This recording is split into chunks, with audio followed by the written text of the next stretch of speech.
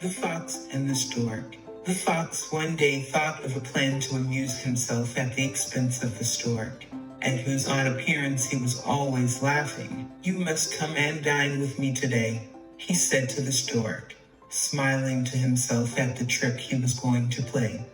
The stork gladly accepted the invitation and arrived in good time and with a very good appetite. For dinner the fox served soup, but it was set out in a very shallow dish, and all the stork could do was to wet the very tip of his bill.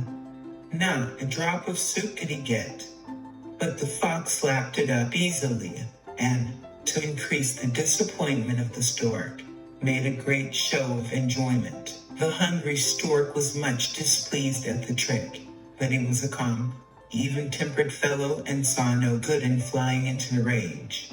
Instead, not long afterward, he invited the fox to dine with him in turn. The fox arrived promptly at the time that had been set, and the stork served a fish dinner that had a very appetizing smell.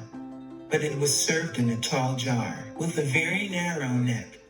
The stork could easily get at the food with his long bill, but all the fox could do was to lick the outside of the jar and sniff at the delicious odor. And when the fox lost his temper, the stork said calmly, "Do not play tricks on your neighbors unless you can stand the same treatment yourself."